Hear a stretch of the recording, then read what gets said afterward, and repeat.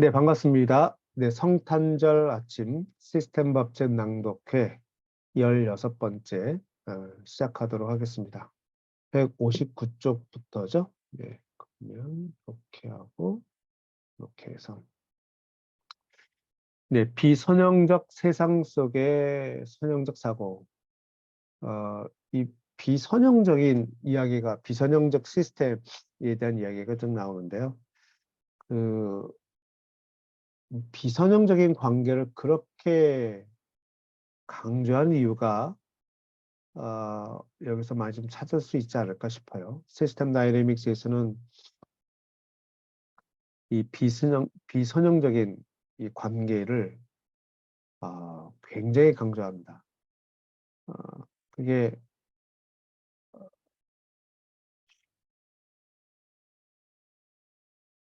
여러 가지 이유가 있을 텐데요. 네, 한번 좀 살펴보죠, 뭐 같이. 네, 제가 뭐 미리 말씀드린 것보다 본문에서 찾아보도록 하죠.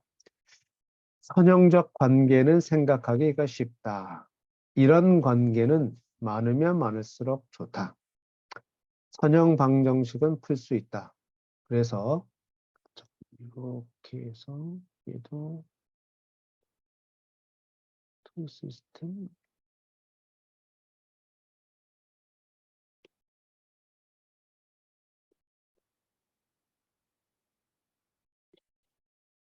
좀 이따 가죠. 네.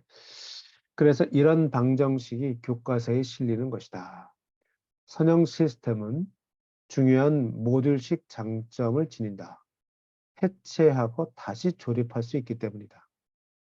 부분들만 합치면 된다.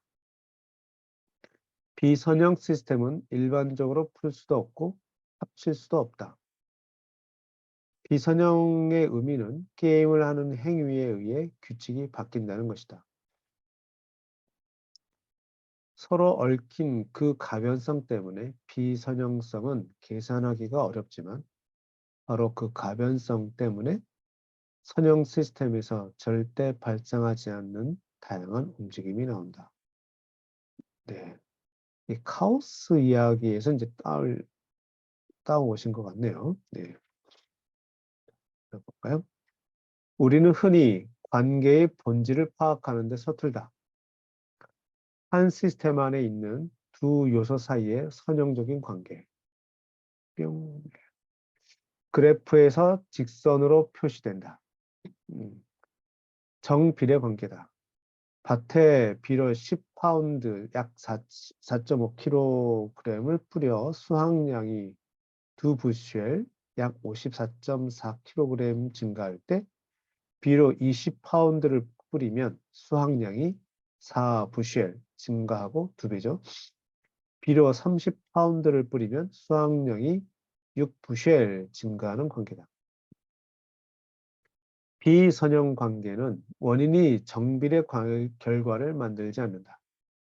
원인과 결과의 관계는 곡선이나 파동으로 나타날 뿐 직선이 아니다. 원인과 결과가 아, 비례 관계가 아니다 이거죠. 밭에 비료 100파운드를 뿌려 수확량이 10부쉘 54.4kg 증가할 때 비료 200파운드를 뿌리면 수확량이 전혀 늘지 않는다. 비료 300파운드를 뿌리면 수확량이 오히려 떨어진다. 왜 그럴까? 좋은 것을 너무 많이 뿌려서 오히려 토질을 떨어뜨렸기 때문이다. 세상은 비선형성으로 가득 차 있다. 그래서 세상이 선형적으로 사고하는 우리를 종종 놀라게 하는 것이다. 어, 작은 힘으로 밀면 작은 반응이 나온다는 것을 배운 우리는 미는 힘을 2배로 증가시키면 반응도 2배로 늘어난다고 생각한다. 하지만 비선형적 시스템에서는 미는 힘을 2배로 키우면 반응이 6분의 1로 줄거나 2배로 늘거나 혹은 반응이 전혀 나타나지 않는다. 비선형성의 예를 몇 가지 살펴보자. 요 각조 한번 보죠. 리니어 릴레이션십. 시스템의 두 요소가 원인과 결과로 비례하는 관계. 그래프에서 직선으로 표시되며 부가적인 효과를 일으킵니다. 이거를 원서를 좀 보도록 할까요? 네. 자, 금방 찾을 수 있을 줄 알았는데 시스템 트랙 5라고 레이아웃 리미트 안 나올 것 같은데요. 텍스트 옆, 옆, 리니어스 오케이, 여기 있네요. Linear minds in a non-linear world에서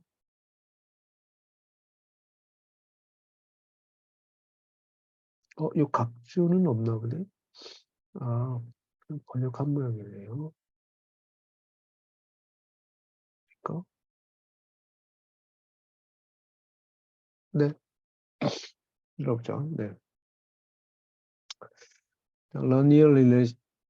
Non-linear relationship, 시스템의 두 요소가 원인과 결과의 정비례 효과를 일으키지 못하는 관계다. 네, 뭐 여러 가지가 있죠. 근데 그 쉽게 사실 우리는 많이 이렇게 알고는 있어요. 그 한계 효용의 법칙, 수익 체감의 법칙 이런 게 다 이 비선형 관계를 얘기하는 거죠. 음, 뭐 이런 식의 거 아니겠습니까? 네. 거의 대부분 이런 거죠. 네. 그런데 아주 이런 것도 있죠. 이런 거요. 예. 그 번식의 밀도고 번식량.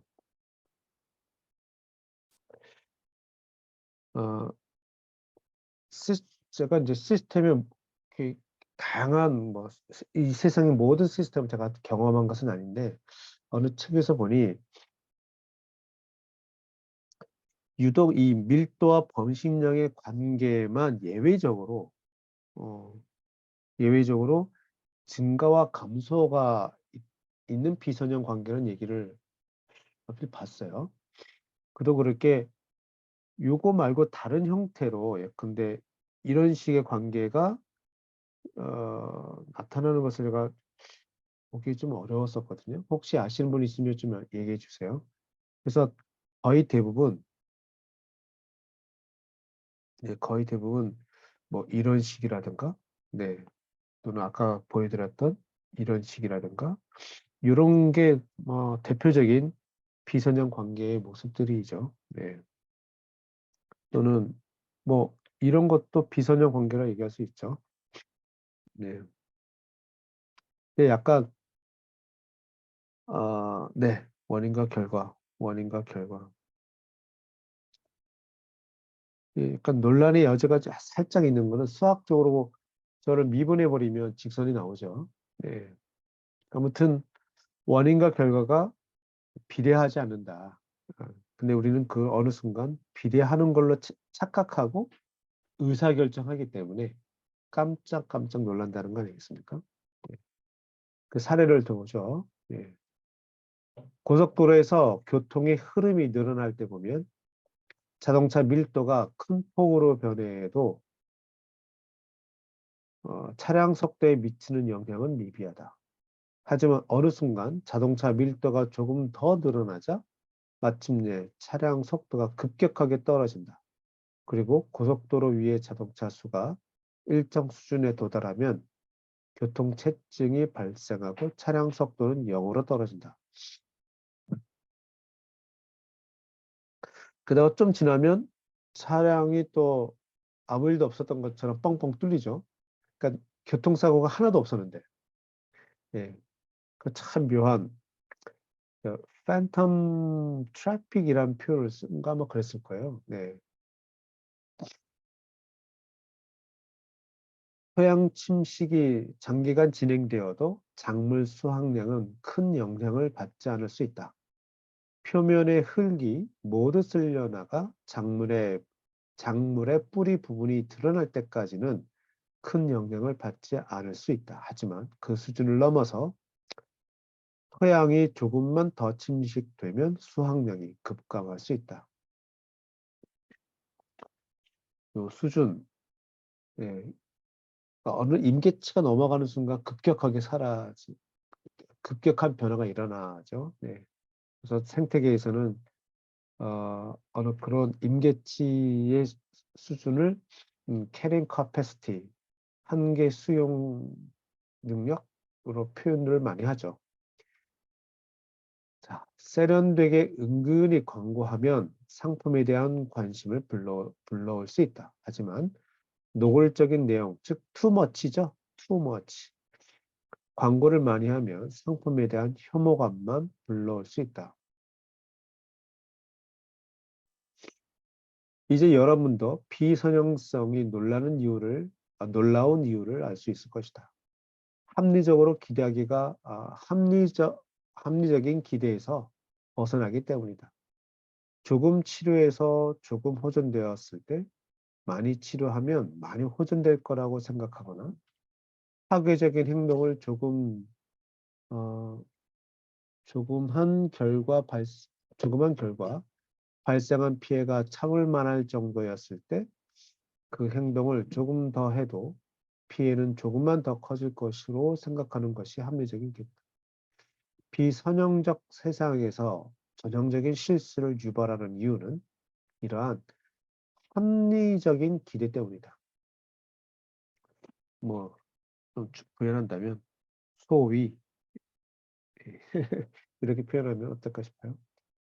비선형성이 중요한 이유는 행동과 반응의 관계에 대한 우리의 기대를 무너뜨리기 때문만이 아니다. 비선형성이 중요한 더 큰 이유는 피드백 루프의 상대적인 힘을 변화시키기 때문이다. 비선형성 때문에 시스템의 행동 방식이 순식간에 바뀐다. 이거를 그러니까 시스템을 지배하는 피드백이 여러 개가 있어요. 그러니까 이런 식으로 피드백이 뭐 문제 있으면 예컨대 이것은 밸런스고 강화고 이거는 밸런스다. 근데 이게 시간이 지날수록 힘이 그러니까 시간이 지나면서 처음에는 뭐 예컨대 밸런스 1이 뭐 더 큰 힘을 작동하다가 강화가 작동하다 밸런스 2가 더 힘을 발휘한다든지 이런 묘한 일들이 좀 벌어진단 말이죠. 그 얘기를 하는 거죠. 그것을 저희 동네에서는 뭐라고 얘기하냐면 시스템을 지배하는 피드백이 변한다. 지배적인 피드백.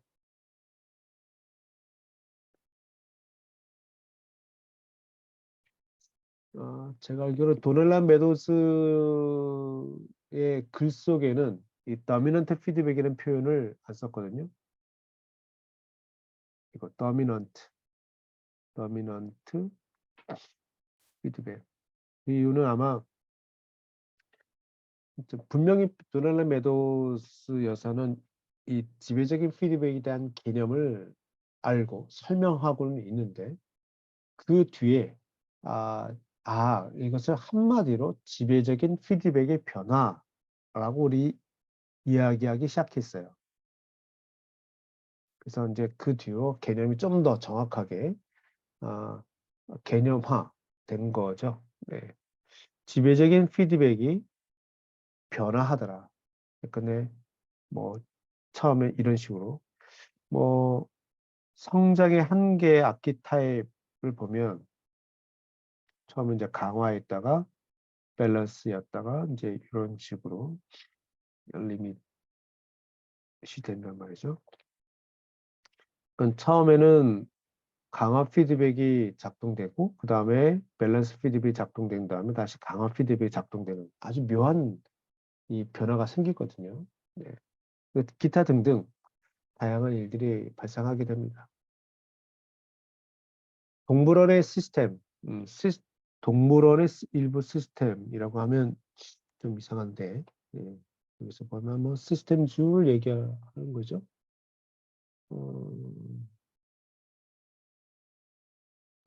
여기서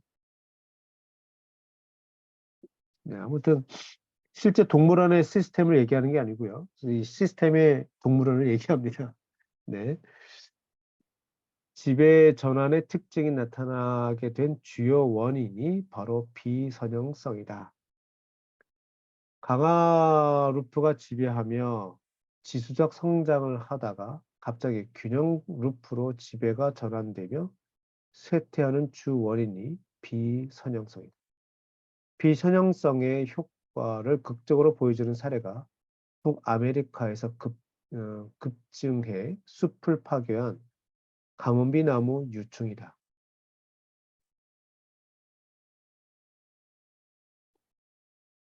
오케이. 이거를 시스템 주로 그냥 가뭄비 나무 유충, 네, 전나무 살충제 이야기를 들어볼까요? 네. 네. 나이테를 살펴보면 북아메리카에서 적어도 400년 동안 주기적으로 가뭄비 나무 유충이 번성해 가뭄비 나무와 전나무가 죽은 것으로 확인된다. 금세기까지는 크게 신경 쓰는 사람이 없었다. 목재 산업에서 가장 귀중한 나무는 스트로우푸스 잣나무였기 때문이다. 가뭄비 나무와 전나무는 쓸모없는 수종으로 치부되었다. 하지만 결국 스트로부스 잣나무 숲이 사라지자 목재 산업은 가뭄비 나무와 전나무로 눈을 돌렸다. 그러면서 갑자기 가뭄비 나무 유충이 심각한 해충으로 인식되기 시작했다. 그리고 1950년대부터 가뭄비 나무 유충을 없애려고 북아메리카 숲에 DDT를 뿌렸다. 아무리 살충제를 뿌려도 가뭄비 나무 유충은 해마다 기승을 부렸다. 1950년대부터 1970년대까지 매년 DDT를 숲에 뿌렸다. DDT 사용이 금지된 이후에는 페니트로티온과 아세페이트, 세빈, 메톡시클로르를 살포했다. 사람들은 살충제가 가뭄비 나무 유충 문제를 해결할 궁극적인 해결책이 아니라는 사실을 알았지만 네, 살짝 알았지만 이렇게 네. 그래도 반드시 살충제를 뿌려야 한다고 생각한다. 산림 감독관은 살충제로 시간을 벌죠. 관리자가 바라는 것은 다른 것이 없습니다. 제재소에 들어갈 때까지 나무를 지키는 것뿐이죠. 라고 이야기해요. 1980년이 되자 살충제 살포 비용이 감당하기 어려운 수준이 되었다. 그해 캐나다 뉴브런즈윅 주가 가뭄비 나무 유충 방제에 투입한 비용이 무려 1250만 달러였다. 환경을 의식한 시민들은 숲에 독성 물질을 퍼붓지 말라고 반대했다. 해마다 살충제를 뿌렸지만 매년 가뭄비 나무 유충이 파괴하는 산림 면적은 2천만 헥타르에 달했다. 브리티시 컬럼비아 대학의 크로포서 스텔링 홀링 교수와 뉴 브런스윅 대학의 고든 바스커빌 교수가 컴퓨터 모델을 만들어 전체 시스템 관점에서 가뭄비 나무 유충 문제를 들여다보았다. 그리고 살충제를 살포하기 전에는 가뭄비 나무 유충이 눈에 띄게 번식한 해가 거의 없었다는 사실을 확인했다. 새와 거미, 기생말벌 등 수많은 천적과 여러 가지 질병이 유충의 개체 수를 통제한 것이다. 몇십 년에 한 번씩 가뭄비 나무 유충이 늘지만 6에서 10년 정도 기승을 부린 뒤 다시 개체 수가 줄어들었다. 가뭄비 나무 유충이 가장 먼저 공격하는 대상은 발삼 전나무이고 그 다음이 가뭄비 나무다. 발삼 전나무는 북아메리카 산림에서 경쟁력이 제일 강한 나무다. 그냥 방치하면 발삼 전나무가 가뭄비 나무와 자작나무를 몰아내고 숲에는 발삼전나무 수종 하나밖에 남지 않을 것이다. 그런데 가뭄비나무 유충이 한 차례 급증할 때마다 발삼전나무 개체 수가 줄면서 숲에 가뭄비나무와 자작나무가 자랄 공간이 마련된다. 발삼전나무가 물러서는 것이다. 발삼전나무 개체 수가 증가하면 가뭄비나무 유충이 번성할 확률도 증가한다. 비선형적으로 증가한다. 좋아하는 먹잇감이 늘면 가뭄비나무 유충의 번식 가능성도 증가하지만 정비례한 값보다 더 큰 폭으로 늘어난다. 그리고 따뜻하고 건조한 봄이 2, 3년 이어지며 가뭄비나무 유충이 생존할 완벽한 환경이 조성되면 또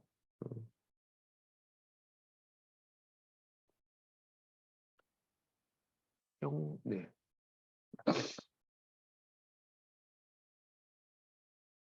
조성되면 어,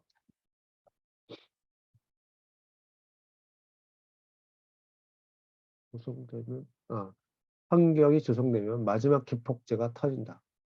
사건 수준에서 분석하는 사람은 유충이 급증한 원인을 따뜻하고 건조한 봄 날씨에서 찾을 것이다. 가뭄비 나무 유충의 개체수는 천적의 통제 범위를 벗어날 만큼 폭발적으로 증가한다. 비선형적으로 증가하는 것이다. 대체로 가뭄비 나무 유충의 개체수가 증가하면 천적의 개체수도 더 빨리 증가한다. 하지만 일정 수준을 넘어서면 천적의 번식 속도가 가뭄비나무 유충의 번식 속도를 따라잡지 못한다. 유충이 늘수록 천적의 번식 속도도 빨라지는 강화 관계가 더 이상 유지되지 않는다. 유충이 늘수록 천적의 번식 속도가 빨라지지 않는 관계로 변하며 가뭄비나무 유충은 거침없이 번식한다.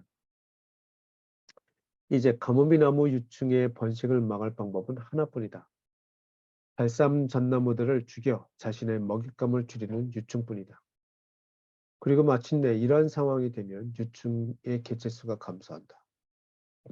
비선형적으로 떨어진다. 유충을 증식하는 강화 루프에서 유충을 굶겨 죽이는 균형 루프로 지배가 전환되는 것이다. 가뭄비 나무와 자작나무가 발삼 전나무가 살던 공간으로 돌아오고 순환 과정이 다시 시작된다.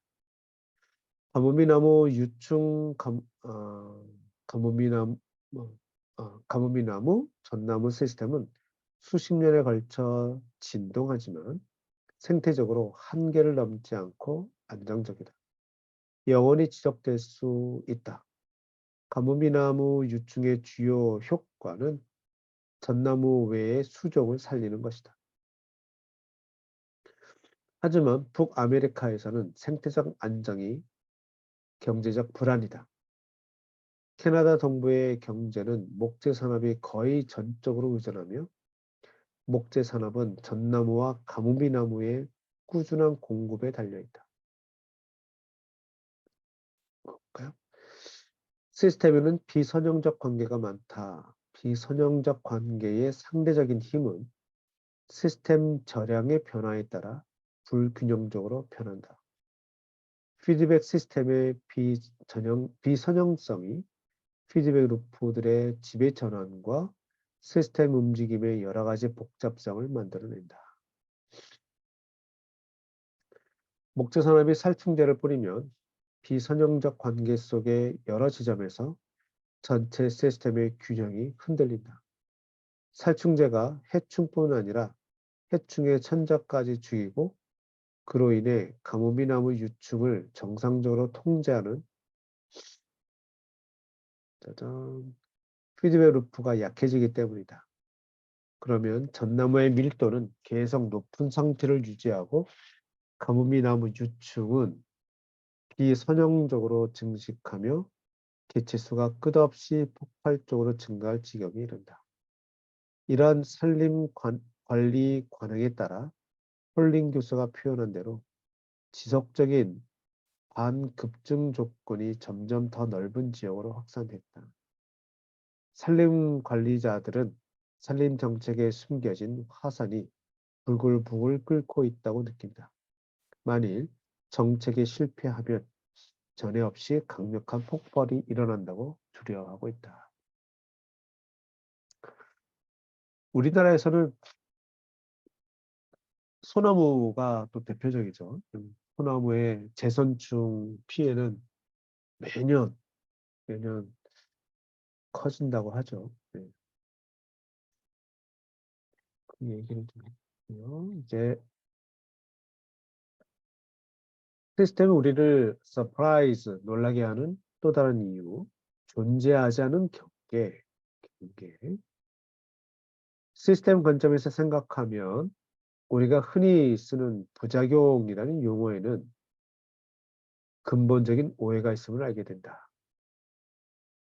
부작용은 대개 미리 예측하지 못했거나 떠올리기 싫은 작용을 의미한다.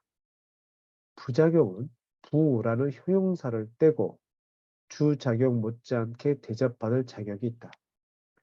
시스템 관점에서 생각하기는 쉽지 않다. 그래서 우리는 시스템 관점에서 생각할 필요가 없도록 언어를 열심히 왜곡한다. 사실 저는 이제 비슷한 이야기를 하는데, 저는 이제 약간 달리, 그러니까 같은 표현인데 달리 이렇게 표현합니다. 시스템은 죄가 없다는 표현을 제가 자주 쓰죠. 시스템은 자기 속도대로 움직였을 뿐이에요. 근데 우리는 그것을 못 알아챘던 거죠. 부작용, 그럴 줄 몰랐다라는 것은 인간이 몰랐던 것이지, 시스템은 자기 속도대로 움직여서 그 현상이 현상으로 나타난 것인 거죠.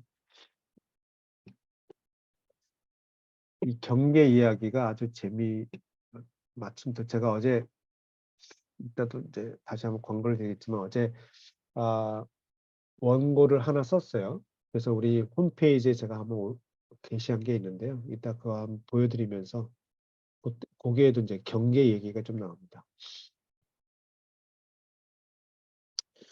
1장과 2장의 시스템 구조도에 있던 구름을 기억하는가? 구름을 조심하라. 시스템의 놀라움의 주요 원인이 바로 구름이다. 우리가 이제 절약을 얘기할 때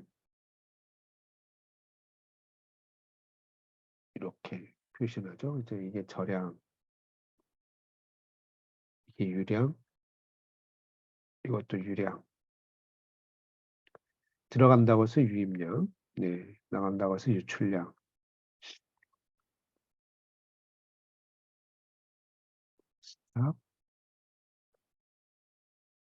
flow, flow, inflow, outflow. 뭐 이런 거 아니겠어요? 그런데 그림이 여기서 끝나지 않고 여기에 이런 식의 구름을 얘기를 하죠. 이제 그 얘기를 하고 있는 거죠. 저놈의 구름.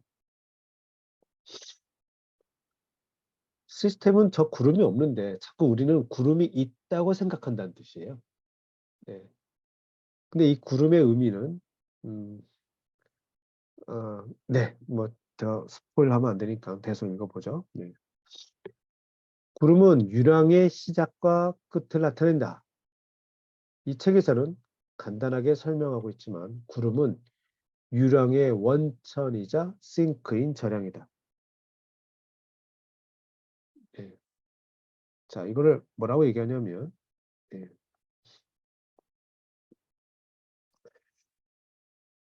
이거를 뭐라고 얘기하냐면 소스라고 합니다.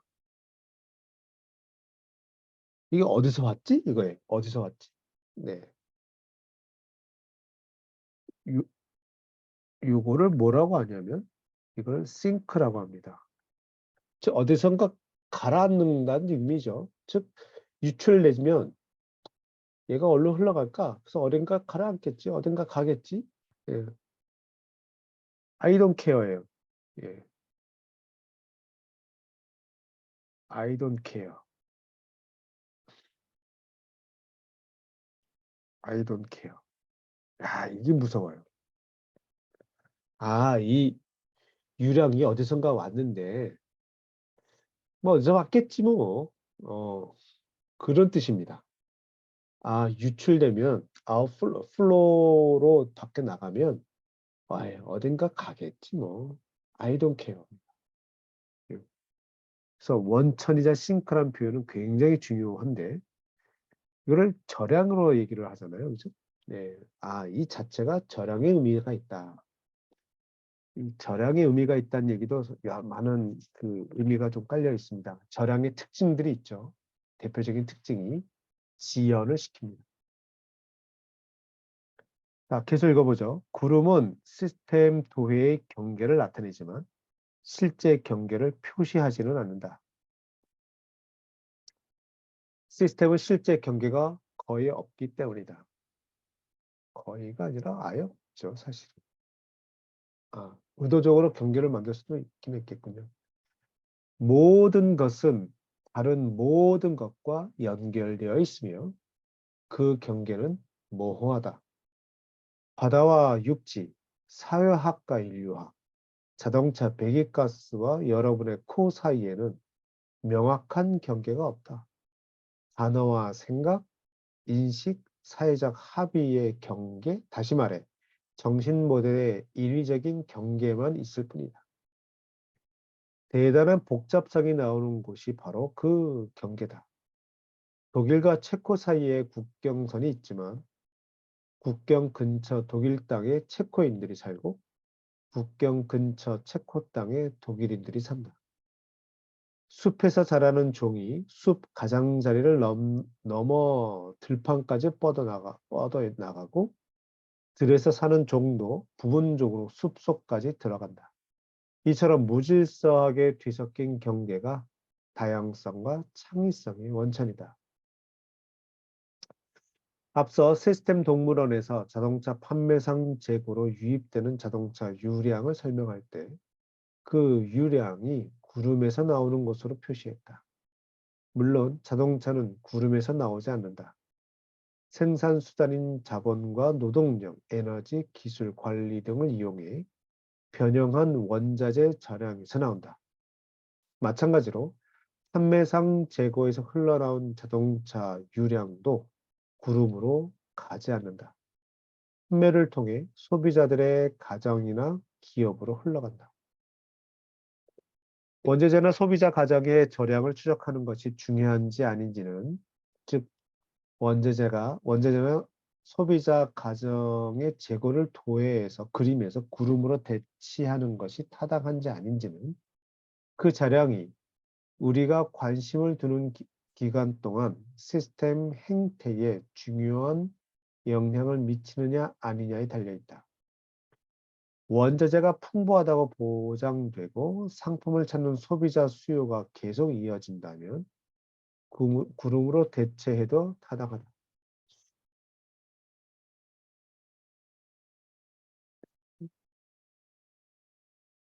하지만 원자재 부족이나 생산 과잉 상황이 벌어질 수 있다면, 그리고 우리가 원자재나 소비자 가정의 절약을 포함하지 않는 시스템 주위에 정신적 경계선을 긋는다면 미래에 펼쳐지는 사건을 보고 놀랄 수 있다.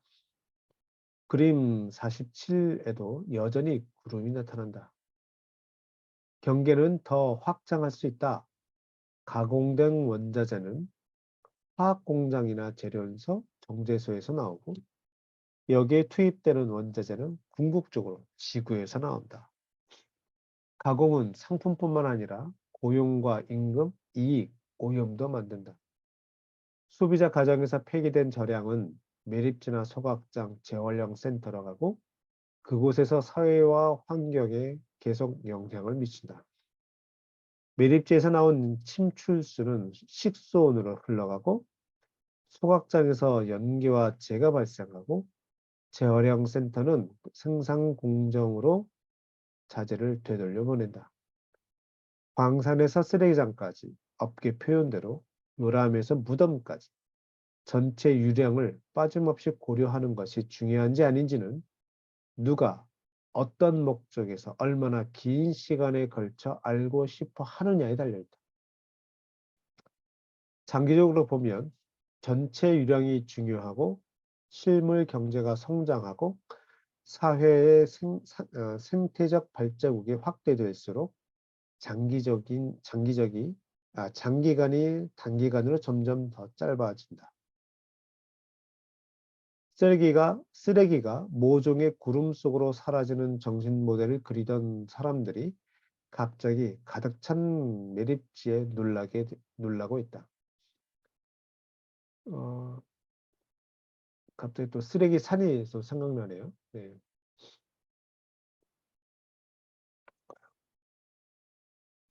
쓰레기 산 중에서도 우리가 안 쓰고 버린 옷 말이에요. 네. 옷, 쓰레기 산.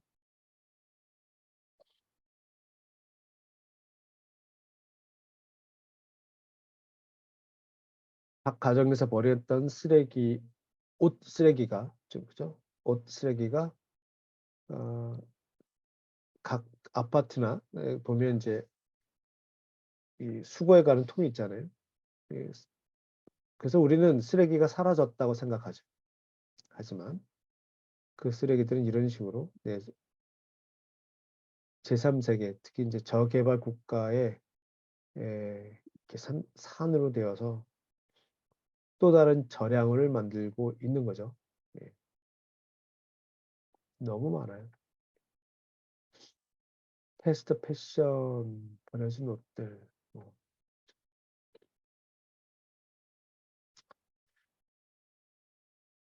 예, 45분 됐네요. 네, 그러면 잠깐 좀 쉴까요? 여기 시간 지평 여기서부터 다시 읽도록 하겠습니다. 커피 한잔 하시고요. 일시 다시 시작. 네, 자, 다시 2부 순서 시작하겠습니다. 음, 제가 채팅창 올려드렸던 그 욕조 모델 구조 해설 한번 좀 읽어주세요. 제가 어제 좀 굉장히 많은 시간을 들여서 공들여서 쉽게 쓰느라고 썼으니까요. 네, 읽어주시고 소감 알려주시면 더 좋고요. 네, 자, 여기서 하면 될까요? 시간 지평? 네, 음, 네, 시간 그렇죠. 시간 지평을 아주 길게 잡으면 광산과 쓰레기장도 이야기의 끝이 아니다. 거대한 지구의 지질학적 순환은 계속해서 원료를 순환시키고 바다를 열고 닫고 산을 높이고 깎는다. 지금부터 수백 억 년이 지나면 쓰레기장에 버려진 모든 것이 산 정상에 쌓이거나 바다 깊숙이 가라앉을 것이다. 금속과 연료의 매장층도 새롭게 형성될 것이다. 행성 지구에는 시스템 구름도 없고 궁극적인 경계도 없다. 하늘에 실제 떠 있는 구름도 물 순환의 일부다.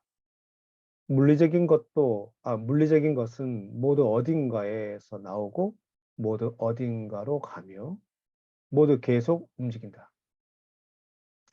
그렇다고 정신 모델이건 컴퓨터 모델이건 모든 모델이 전체 지구를 포함할 때까지 모든 연결을 추적해야 한다는 뜻은 아니다. 이게 딜레마죠. 예, 딜레마입니다. 구름은 형이사학적 유량을 설명하는 모델에 꼭 필요한 부분이다. 분노는 말 그대로 구름에서 나온다. 사랑과 미움, 자존감도 마찬가지다. 뭔가 이해하려면 단순화할 수밖에 없다. 경계를 지울 수밖에 없다는 의미다. 그리고 이렇게 해도 무방할 때가 많다. 자, 여기 볼까요? 네. 따로 분리된 시스템은 없다. 세상은 연속체다. 시스템 주변 어디에 경계를 그을 것인지는 논의의 목적, 즉 질문이 무엇이냐에 달렸다. 달리 표현하면 연구 목적에 달려있다. 그죠? 자, 이를테면 도표 48처럼 48 요거죠. 네. 48처럼 태어나고 죽는 인구가 구름에서 나오고 구름으로 간다고 생각해도 일반적으로 문제가 되지 않는다. 그림 48은 실제로 요람에서 무덤까지 경계를 보여준다. 하지만 해당 인구에서 중대한 이민 유입이나 유출이 발생하거나 논의 주제가 한정된 묘지 공간 문제라면 요람에서 무덤까지 경계는 쓸모없어질 것이다. 시스템 사고자들도 경계가 주는 교훈을 놓치기 쉽다. 시스템 주위에 그릴 수 있는 유일하게 타당한 경계는 없다. 우리가 명확하고 분별 있는 사고의 경계를 만들어내야 한다. 그리고 우리가 인위적으로 경계를 만들어냈다는 사실을 잊으면 문제가 발생할 수 있다.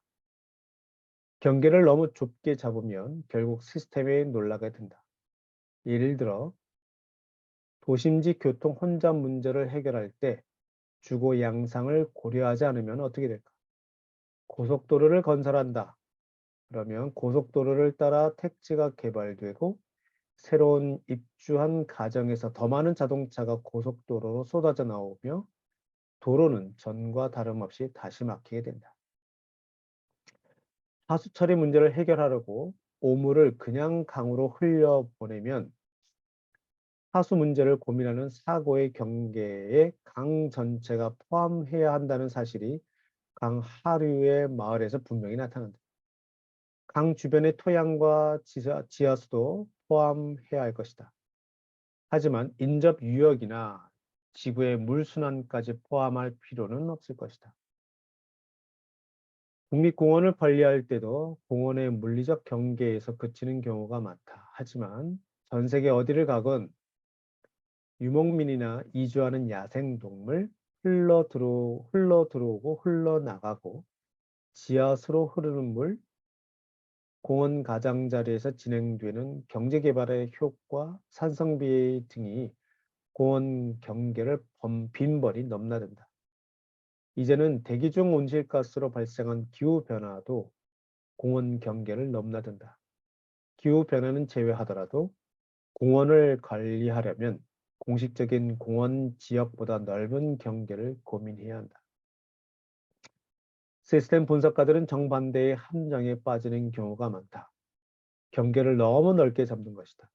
작은 글씨와 수많은 화살표로 모든 것을 다른 모든 것과 연결하며 몇 페이지를 넘어가는 도해를 그리고 난다. 그리고 이렇게 주장한다. 저기에 시스템이 있습니다. 또는 이렇게 오 신이시여 내가 이렇게 분석했나이까. 이런 거죠. 그중 하나라도 빠뜨리면 학문적 타당성이 없다는 것이다. 이처럼 내 모델이 네 모델보다 크다는 경쟁에 빠지면 분석이 엄청나게 복잡해지고 산더미처럼 쌓인 정보가 오히려 눈앞에 놓인 문제를 해결할 해법만 가리게 된다. 예를 들어보자. 지구의 기후를 상세하게 모델링하는 것은 여러모로 흥미로운 작업이지만 기후 변화를 늦추기 위해 국가별로 이산화탄소 배출량을 감축할 방법을 찾는다면 이런 모델이 필요치 않을 것이다.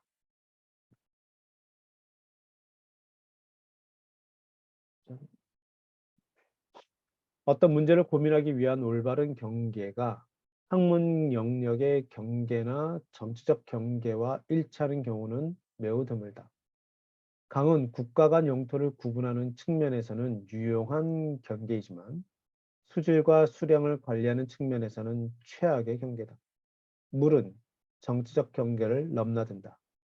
공기 역시 마찬가지다. 성층권의 오존층 파괴나 대기 중 온실가스, 폐기물 해양 투기 문제를 다룰 때 국경은 아무 의미가 없다. 우리가 새로운 문제에 직면할 때마다 적절한 사고의 경계를 세울 만큼 정신적으로 유연하다면 매우 좋겠지만 그만큼 유연하게 사고하는 사람은 드물다. 정신적으로 익숙한 경계에 집착하기 마련이다.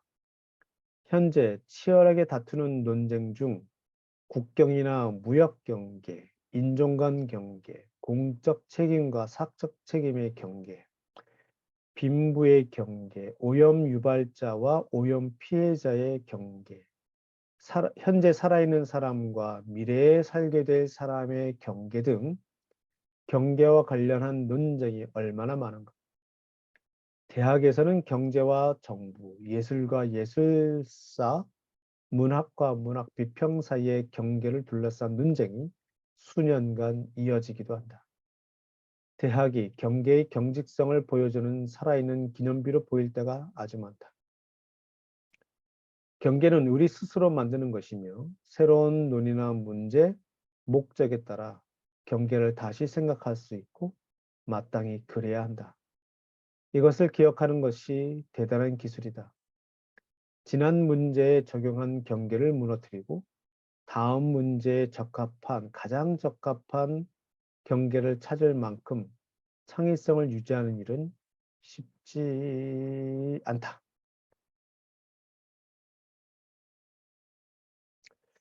더 많은 구름을 보여주는 사례. 시스템의 경계 혹은 구름에 갇히지 말고 그 경계를 넘어 사고하라고 가르치는 사례들이. 형을 확정받아 교도소에 수감되는 죄수들이 끊이지 않는 까닭이 무엇일까? 교체된 연료봉은 어디로 갈까? 실업급여 수급 기간이 만료된 실업자는 어떻게 될까? 예. 저 구름이 다시 이렇게 돌아온다는 얘기죠. 예. 자, 하지만 문제를 잘 해결하려면 반드시 필요한 일이다. 여기까지 해서 됐고요. 이제 layer of limits. 이 이 한계가 한층이 아니라 그야말로 겹겹이 쌓여 있다는 얘기인데요. 그것도 무슨 얘기인가 봅시다. 우리가 시스템에 놀라는 이유는 우리가 흔히 깔끔하게 하나의 효과를 일으키는 단 하나의 원인을 떠올리기 때문이다. 뿅. 아이고. 우리는 한 번에 한 가지, 기껏해야 두세 가지만 생각하길 좋아한다. 특히 자신의 기획이나 욕망이 관련될 때에는 한계를 떠올리기 싫어한다. 하지만 우리는 일상적으로 수많은 원인이 합쳐져 수많은 효과를 일으키는 세상에 살고 있다. 다양한 투입이 다양한 산출을 만들고 사실상 모든 투입에 따르므로 모든 산출이 제한적이다. 예를 들어 산업의 제조 공정에는 다음과 같은 투입이 필요하다. 자본, 노동력, 에너지, 원자재, 토지, 물, 기술, 산업, 신용, 보험, 고객 훌륭한 경영, 공공인프라, 정부 서비스, 경찰과 소방 관리자와 근로자의 교육, 생산자와 소비자를 양육하고 보살피는 기능을 담당하는 가족, 이 모든 투입을 제공하거나 지원하고 그 폐기물을 흡수하거나 치우는 건강한 생태계, 농작물을 기르는 땅에는 다음과 같은 투입이 필요하다. 햇빛, 공기, 물, 질소인, 칼륨, 수십 가지의 부영양분, 부슬부슬한 흙과 토양 미생물의 군집에 도움, 잡초와 해충을 통제하는 시스템, 제조 폐기물로부터의 보호. 유스투스 폰 리비히는 농작물과 관련해 유명한 최소량의 법칙을 발견했다. 리비히는 작물에 인이 부족하면 질소를 아무리 많이 뿌려도 소용이 없고 칼륨 부족이 문제라면 인을 더 뿌려도 효과가 없다고 주장한다. 이 채소량의 법칙은 좀 자주 나와요. 여러 군데에서. 네. 이걸 뭐 약한 고리? 약한 고리 법칙? 아마 이런 것도 있을 거예요. 어떤 조직이든 가장 약한 고리의 힘만큼 강하다. 뭐 이런 얘기를 하죠.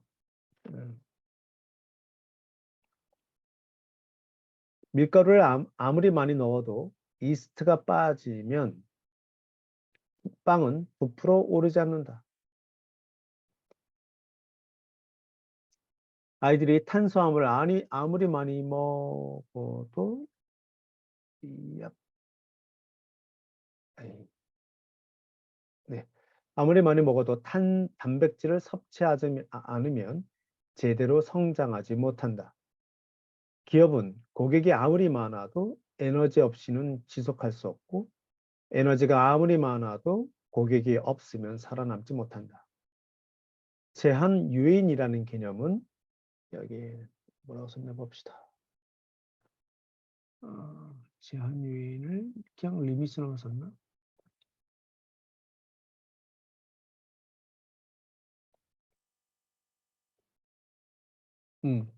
그냥 리미팅 팩터라고 썼네요. 여기는 리미팅 팩터. 제한 유인이라는 개념은 간단하지만 오해할 수도 있는 개념이다. 예를 들어 농학자는 좋은 토양에서 여러 가지 주 영양분과 부영양분을 확인했기 때문에 화학 비료에 어떤 성분을 투입할지 안다고 생각합니다. 그런데 그리 미처 확인하지 못한 필수 영양분은 없을까? 화학 비료는 토양의 미생물 군집에 어떤 영향을 줄고 화학 비료가 좋은 토양의 기능에 영향을 미치고 따라서 그 기능들을 제한하지는 않을까? 화학 비료 생산을 제한하는 것은 무엇일까? 부유한 국가는 가난한 국가에 자본이나 기술을 이전하며 도움을 받은 국가가 여전히 발전하지 못하는 이유를 알 수 없다고 말하지만 자본이나 기술이 가장 제한적인 요인이 아닐 수 있다는 점을 생각하지 못한다. 그럼 뭐가 중요할까요? 경제는 노동력과 자본이 가장 일반적인 생산 제한 요인이었던 시기에 발전했다. 따라서 가장 경제적 생산 기능은 기술까지 추적할 때도 있지만 노동력과 자본이라는 두 가지 요인만 추적한다. 그러나 경제 성장이 생태계와 연관되며 제한 요인이 깨끗한 물과 깨끗한 공기, 폐기물 처리 공간, 허용할 수 있는 에너지 형태와 원자재로 바뀜에 따라 전통적으로 자본과 노동력에만 집중하는 것은 도움이 되지 않는다. 시스템의 가장 중요한 투입은 언제나 가장 제한적인 투입이다. MIT에서 시스템을 배우는 학생들에게 가르치는 대표적인 모델 중 하나가 제이 포레스터 교수의 기업 성장 모델이다. 이 모델은 성공적으로 급성장하는 젊은 회사에서 출발한다. 이 회사의 문제는 변화하는 한계, 즉 회사의 성장에 따라 바뀌는 한계를 인식하고 대응하는 것이다. 예를 들어 회사가 고용한 영업사원들의 능력이 뛰어나 공장 생산 속도보다 더 빠르게 주문을 받아온다고 가정해자. 그러면 배송 지연이 점점 늘고 거기에 실망한 고객들이 떠난다. 생산 능력의 가장 제한 요인이기 때문이다. 가장 제한 요인. 그러니까 일단 생산 그렇죠? 네. 그래서 경영자는 자본 절약인 생산 공장을 확장한다. 생산 인력을 서둘러 확충하느라 교육은 소홀할 수밖에 없다. 그러면 제품 품질이 떨어지고 고객들이 떨어진다. 꼭 마치 풍선 효과 같죠? 여길 누르면 저쪽에 튀어나오고. 근데 그 풍선 효과란 말이 좀 틀리지 않았나요? 이쪽 누르면 반대쪽이 튀어나오지 않잖아요. 근데 왜 그거를 풍선 효과라고 얘기했을까? 아무튼 계속 문제를 하나 해결하면 또 다른 문제가 발생하는 약간 그런 느낌인 거죠. 네. 제품 품질이 올라가고 신규 주문이 밀려들자 주문을 이행하고 기록을 관리하는 시스템이 제대로 돌아가지 않는다. 자, 이런 식으로 계속 문제가 이어진다. 식물, 어린이, 전염병, 신상품, 기술 발전, 기업, 도시, 경제, 인구 등 성장하는 모든 것에는 겹겹이 쌓인 한계가 있기 마련이다. 이거 좀 메모, 메모해 볼까요? 이게 몇 페이지? 176. 저도 한번 좀 미술자 한번 가보겠습니다. 176.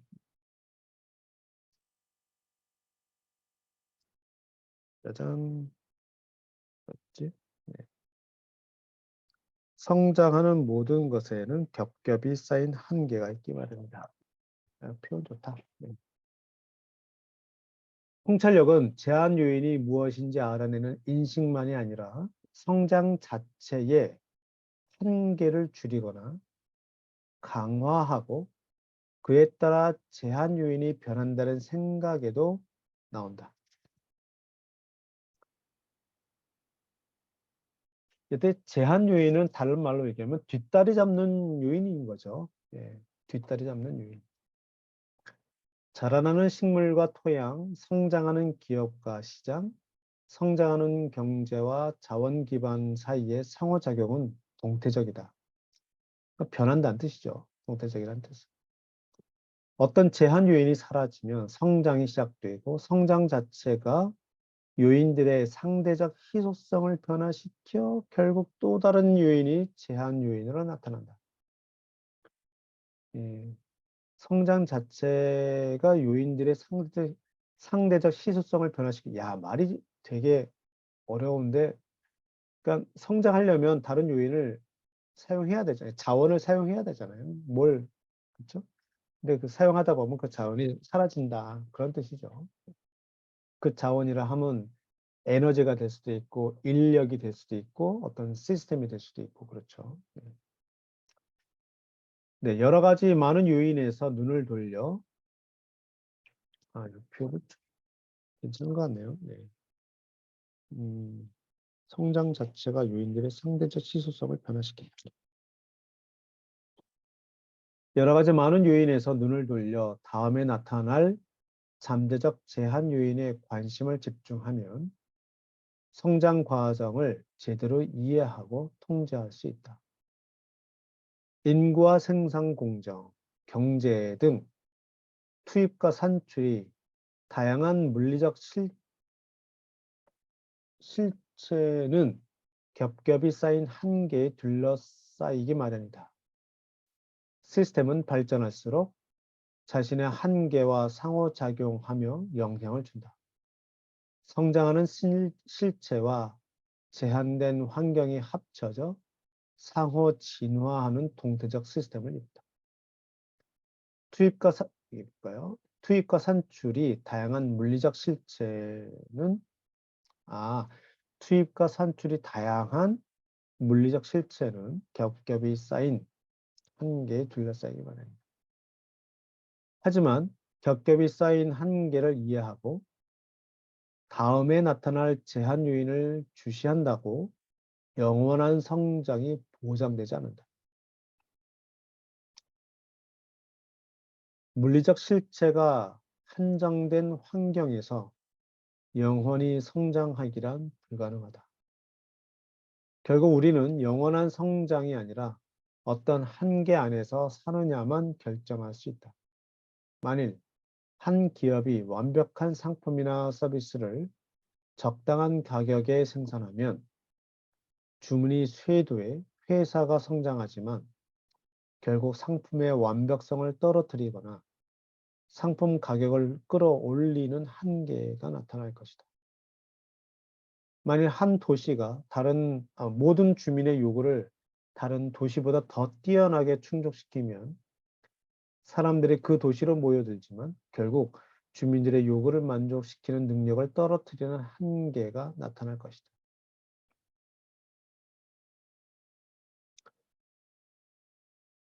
성장에는 늘 한계가 따르기 마련이다. 스스로 한계를 설정할 수 있다. 그렇지 않으면 시스템이 한계를 설정할 것이다. 아, 되게 무서워요. 이 표현 정말 무서운 표현입니다. 네. 그러니까 우리가 인간이 정신 차려서 성장의 한계를 설정을 하지 않으면, 하지 않으면 시스템이 우리를 붕괴시킬 거란 얘기입니다. 예. 시스템이 한계를 설정한다는 말은 네, 시스템이 우리를 혼낸다는 뜻이에요. 네. 자, 그 얘기가 다시 반복되네요. 성장에는 늘 한계가 따르기 마련이다. 스스로 한계를 설정할 수 있다. 그렇지 않으면 시스템이 한계를 설정할 것이다. 영원히 성장하는 물리적 실체는 없다. 끊임없이 강조하죠. 네. 회사 경영주나 시정부, 인구가 환경이 지원하는 범위 내에서 계속 성장하도록 스스로 한계를 선택해 적용하지 않으면 성장이 한계를 선택해 강요할 것이다. 뭐 최근에 꿈의 에너지, 핵, 그 융합, 핵 인퓨전, 퓨전을 뭐였어요? 융합이죠. 핵 분해가 아직, 그렇죠. 최근에 핵 융합 기술이 아, 실험에 성공을 했다는 얘기가 있습니다. 그러면 어마어마한 에너지가 무한대로 제공될 수 있는 가능성이 생겼어요. 네. 그래서 인류는 또 한 번 성장이 영원할 것이라는 아마 그런 상상에 빠지게 되지 않을까 그런 생각이 좀 듭니다.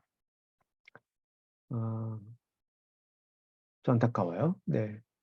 이제 그게 현실화될 때까지는 시간이 굉장히 많이 걸릴 것이고 그 시간이 우리한테는 음, 그러니까 그게 현실화되기까지 시간을 기다릴 수가 좀 없다는 게 첫 번째고 과연 그것도 영원할 것인가? 네. 그에 대한 퀘스천 좀 보겠습니다. 자, 34분인데요. 제가 느끼기에는 가장 중요한 요인이 바로 이 지연인데, 지연 얘기를 좀 더 해보도록 하죠. 네. ubiquitous delays. 어디에다 있다는 뜻이죠. 예. 도처에는 지연. 지금 생각하니 아찔하지만 민주주의를 재건하려는 제 초조함 속에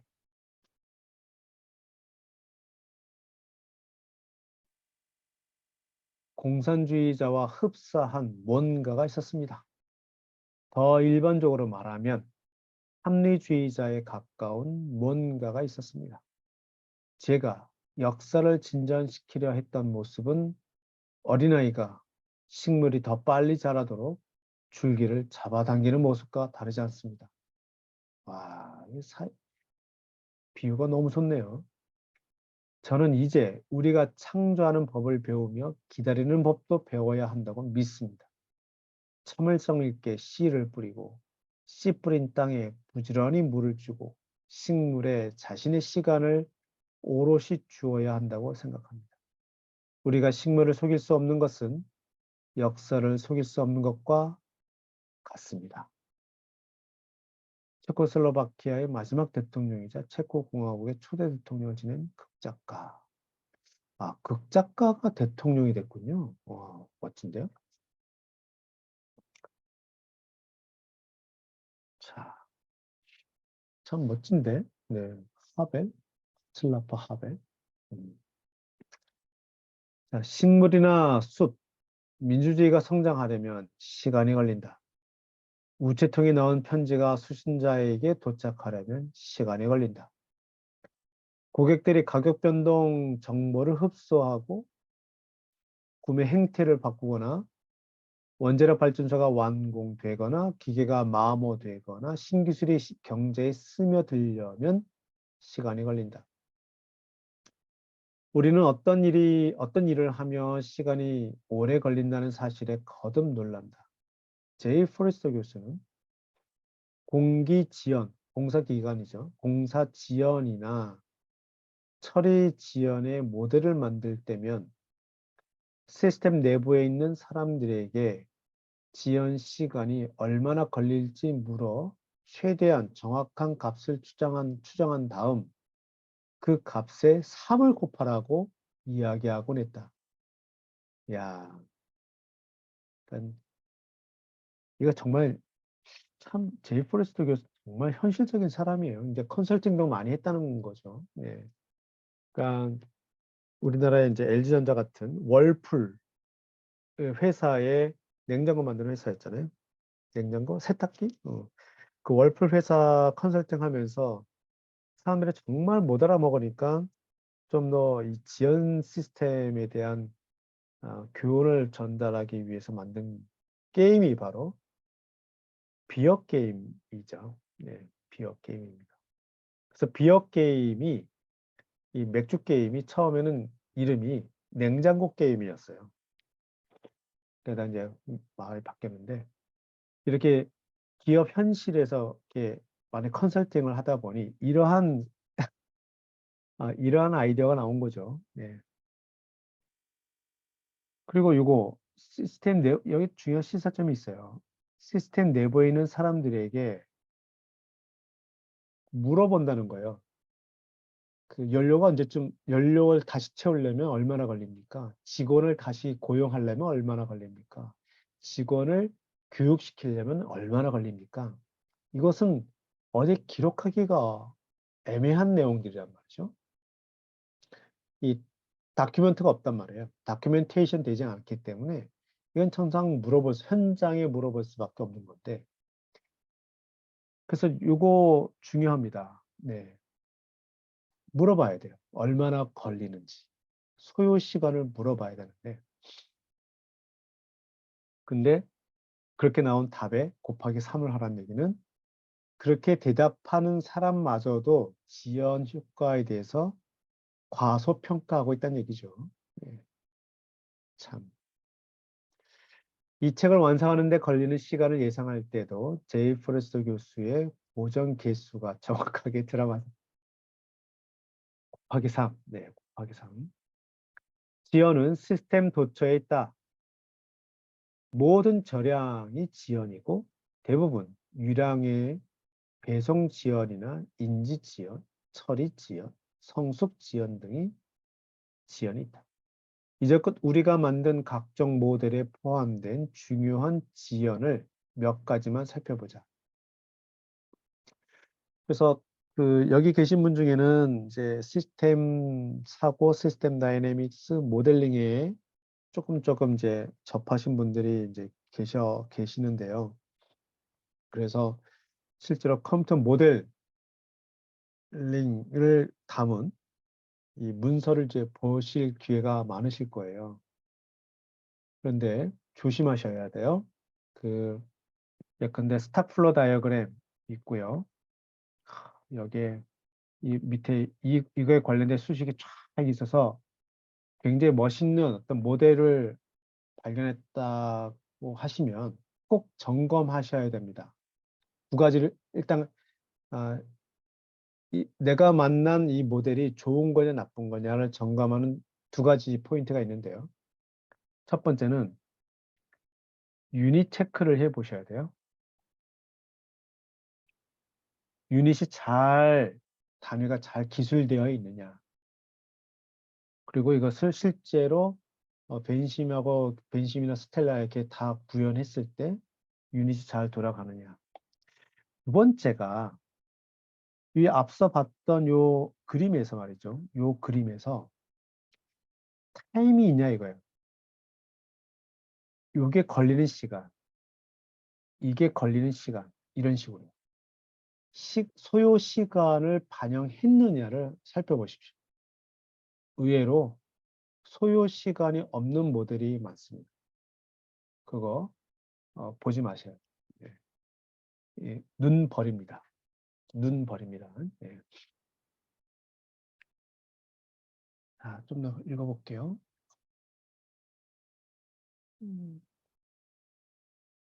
지연이 시스템 도처에 있다. 모든 됐고요. 네. 네.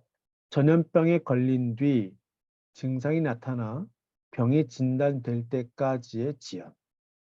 병에 따라 수일이 걸리기도 하고 수년이 걸리기도 한다. 오염 배출부터 오염 물질이 확산하거나 침투하거나 농축되어 생태계에 피해를 줄 때까지의 지연. 동물이나 식물의 개체수를 늘릴 때 발생하는 임신과 성숙 지연. 이런 지연이 특징적인 물가 진동을 일으키는 원인으로 작동해 돼지는 4년, 소는 7년, 코코아 나무는 11년 주기로 가격이 진동한다. 예, 사례까지 좀 읽어보죠. 네. 바람직한 가족 규모에 대한 사회적 규범을 바꿀 때 발생하는 지연. 최소한 한 세대가 걸린다.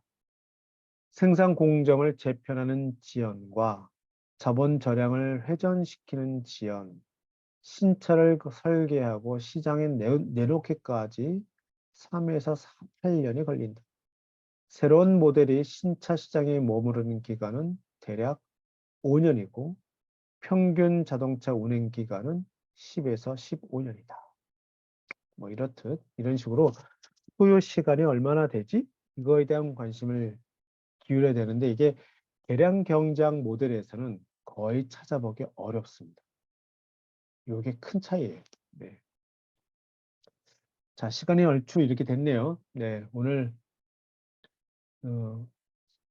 크리스마스 때인데, 네, 성탄주일인데 이렇게 아침 일찍 또 참석해 주셔서 대단히 감사합니다.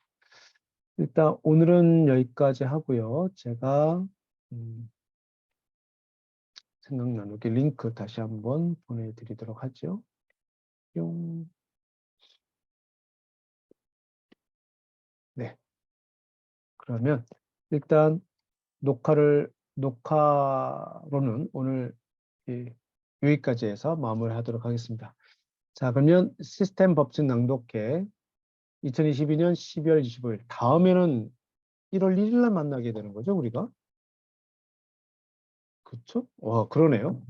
예, 아주 역사적인데요. 1월 1일 날 합니다. 1월 1일 날도 합니다. 예, 오늘 16회차 시스템 법칙 낭독회를 마치도록 하겠습니다. 자, 수고하셨고요. 메리 크리스마스 되십시오.